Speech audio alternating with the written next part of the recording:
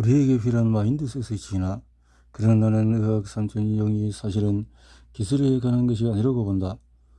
오히려 우리 마인드셋의 진화, 즉 의학에 접근하는 방식의 변화가 필요하다고 생각한다. 나는 이 변화를 크게 네 가지로 나눈다. 첫째, 의학 3.0은 치료보다도 예방을 훨씬 더 강조한다. 둘째, 의학 3.0은 각 환자를 저마다 다른 독특한 개인으로 본다.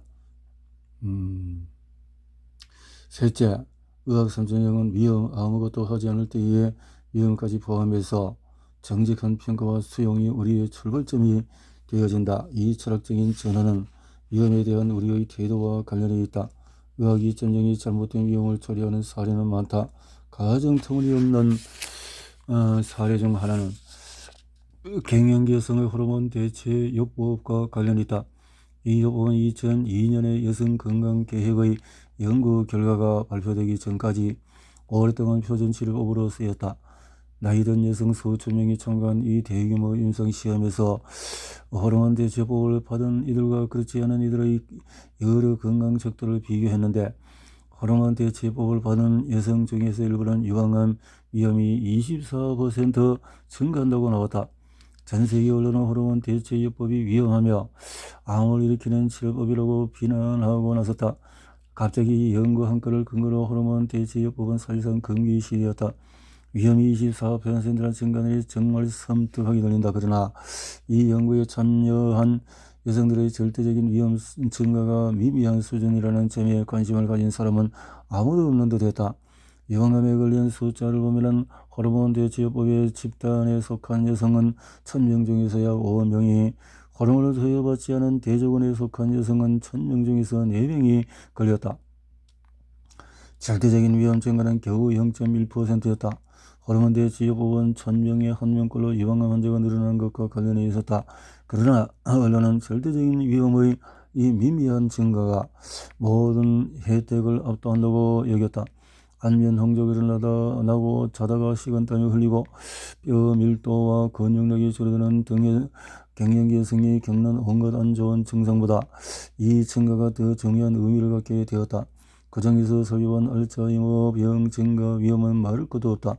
의학 2.0은 관련된 미묘한 차이를 이해하고 규명하려고 시도하기보다 그냥 한 건의 임상시험을 근거로 이 요법을 완전히 폐기할 것이다. 의학 3.0은 이 연구를 고려하긴 하겠지만 불가피한 한계와 내재된 편향도 인정한다. 의학 3.0이 던지는 핵심 질문은 이렇다. 이 개입, 그러니까 호르몬 대체요법이 65세 이상의 대규모 여성 집단에서 평균 위험을 상대적으로 조금 증가시키는 반면에 나름의 독특한 증상과 위험 조합을 지닌 개별 환자에게는 선 혜택을 제공할 수 있을까? 이 환자는 연구 참가자 집단과 어떻게 비슷하거나 다를까? 한 가지 큰 차이가 있다. 임상시험 참가 여성들은 모두 처음에 사실상 아무런 증상을 보이지 않았으며 대부분이 갱년기에 든 여러 해가 지난 상태였다. 그렇다면 이 연구에서 발견한 것들을 이제 갱년기에 들어섰거나 막 들어서리는 여성들, 더 나아가서 더 젊은 여성들에게 어떻게 적용할 수 있을까? 마지막으로 이 특정한 호르몬 대체요법 집단에서 관찰된 약간의 위험 증가를 다른 식으로 설명할 수 있을까? 종합하자면 내 요청은 개별 환자의 수준에서 우리가 이 호르몬 대체요법 그리고 우리가 쓸 법한 다른 모든 요법의 위험대, 보상대, 비용을 기꺼이 더 깊이 살펴보아야 한다는 것이다. 넷째로, 의학 3.0은 건강수명, 다시 말해서 삶의 질을 유지하는 데 훨씬 더 주의를 기울인다. 반면에 의학 2.0은 대체로 수명에 초점을 맞추며 거의 오로지 죽음을 피하는 일에만 몰두한다. 아마 이 대부분이 가장 큰 재난일 것이다. 건강수명은 내가 의대에 들어갈 당시에는 존재하지도 않았던 개념이다. 교수들은 환자가 나이를 먹어도 신체 능력과 인지 능력을 유지하도록 도우려면 어떻게 해야 할지 거의 한마디도 한 적이 없다. 운동이라는 단어도 거의 나온 적이 없다. 수면은 의대 생일 때나 전공의 때나 완전히 무시되었다. 우리는 우리 24시간 내내 일하곤 했으니까 영양교육도 미미하거나 아예 없었다. 현재 의학 2.0은 적어도 건강수명의 중요성을 인정한다. 하지만 내가 볼 때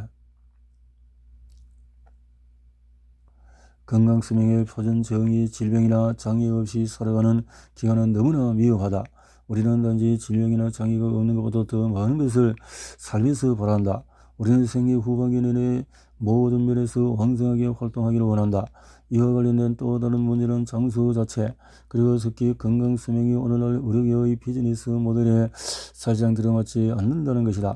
내가 수명과 건강수명을 늘리는 데 꼭 필요하다고 믿는 광범위한 예방적인 개입들 대부분은 의료보험이 거의 적용되지 않는다.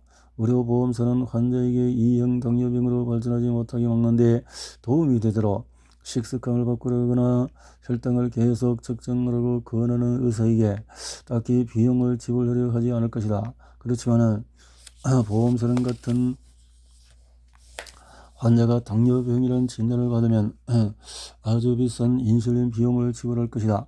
마찬가지로 환자에게 근육량과 균형 감각을 유지하고 부상을 덜 당하게 고안된 포괄적인 운동 프로그램을 제공했을 때 보험사는 한 푼도 주지 않을 것이다. 그러나 같은 환자가 넘어져서 엉덩이 뼈가 부러지면 수술과 물리요법은 보험대상이 될 것이다. 거의 모든 돈은 예방이 아니라 치료 쪽으로 흐른다. 그리고 예방이라고 말할 때 내가 가리키는 것은 인간적인 고통의 예방이다. 지금까지 했던 것처럼 건강수명을 계속 외면하는 태도는 사람들을 병들고 비참한 노년으로 내몰 뿐 아니라 궁극적으로 우리를 파산시킬 것이 확실하다. 당신 인생의 선장이다. 나는 환자들에게 이 접근법을 처음 소개할 때 빙산의 이야기, 특히 타이타닉호의 첫 항해를 마지막 항해로 만든 빙산 이야기를 꺼낸다. 우리의 1912년 4월 14일 밤 9시 30분 거대한 전기선은 다른 선박으로부터 유빙 제대로 들어서고 있다는 다급한 전가를 받았다.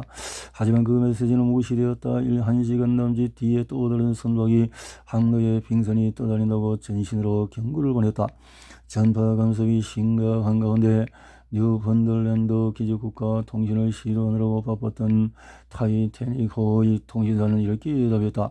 모습 부호로 시끄러워 꺼져.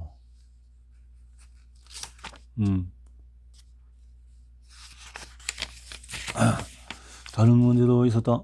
안개가 잔뜩 끼어서 빛이 거의 보이지 않았는데 배가 너무 빠르게 나가고 있었다. 바다가 너무 잔잔했기에 선원들은 안전하다는 착각에 빠졌다. 그리고 배에 쌍안경이 있었지만은 잠긴 보관함에 들어있었고 열쇠가 어디 있는지 아무도 몰랐다. 그래서 맨눈으로 앞을 살피는 수밖에 없었다.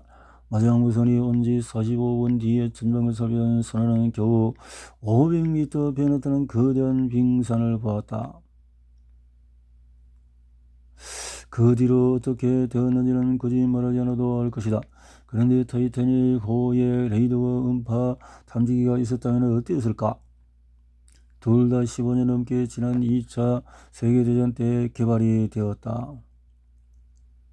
아니, 더 나아가서 GPS 위성 영상까지 갖추었다면 무사히를 바라며 치명적인 빙산들의 미를 이리저리 방향을 틀면서 나아가는 대신에 하루나 이틀 앞서 항로를 설정하고 수정했다면 배는 유빙 더미와 아예 만날 일이 없었을 것이다. 오늘의 선장이라면 누구나 그렇게 한다. 타이타닉호의 침몰 같은 상황을 웅장한 음악을 곁들여서 눈물과 향수를 자아내는 영화에서나 볼 수 있는 예들로 만든 기술 발전 덕분이다. 문제는 여기서는 멀리서 빙산까지 내다볼 수 있는 도구가 없다는 것이다. 비유하자면 우리 레이더는 그 정도의 성능을 갖추지 못했다. 한여러 심장병의 1차 예방약으로 쓰이는 스타닌의 무작위 임상시험은 아무리 길어봤자 5에서 7년이면 끝날 것이다. 우리가 심장병 위험을 예측할 수 있는 기간은 최대 10년이다. 그러나 심혈관 질환을 발달하는 데 수십 년이 걸릴 수도 있다. 의학 3.0은 더 긴 안목으로 상황을 바라본다. 40세인 사람은 단지 10년간의 위험이 아니라 30년 또는 40년에 걸친 심혈관 질환 위험 프로파일에 관심을 기울여야 한다. 따라서 우리는 상대적으로 짧은 임상시험보다도 훨씬 더 긴 기간을 다루는 도구가 필요하다. 장거리 레이더와 GPS 위성 영상 같은 것이 필요하다. 단순한 스냅샷이 아니라 연속 측정이어야 한다. 환자들에게 말하거나 하듯이 나는 당신이 탄배의 항해사가 되고 싶다. 환자가 유병지들을 집어나가도록 배를 조정하는가. 이것이 내가 하는 일이다. 나는 하루 24시간 일주일 내내 빙산을 감시한다. 빙산이 얼마나 많을까? 가장 가까이 있는 것은 뭘까? 빙산을 피하려고 배를 올릴 때 새 항로변은 어떤 위험이 놓여 있을까? 수평선 넘어서 보이지 않는 곳에 더 크고 더 위험한 빙산이 숨어 있지는 않을까? 아마 의학 2.0과 의학 3.0의 가장 중요한 차이를 빚어내는 것은 바로 이 점이 아닐까? 의학 2.0에서 당신은 다소 수동적으로 배에 실려가는 승객일 뿐이다. 의학 3.0은 당신에게 훨씬 더 많은 것을 요구한다. 당신은 충분한 정보를 습득해야 하고 어느 정도 의학 지식을 갖춰야 하며 목표가 명확해야 하고 위험의 본질을 인식할 수 있어야 한다. 고쳐가 된 습관을 기꺼이 바꾸고 새로운 도전을 받아들이고 필요하면 안전지대를 벗어나서 모험을 할 수 있어야 한다. 당신은 결코 수동적이지 않고 언제나 참여한다. 너무 늦을 때까지 문제를 외면하지 않으며 불편하고 무서운 문제라도 직시한다. 말 그대로 당신은 게임에 적극적으로 뛰어든다. 그리고 중요한 결정을 내린다. 이 시나리오에서 당신은 더 이상 배우 승객이 아니다. 당신은 이 배의 선장이다.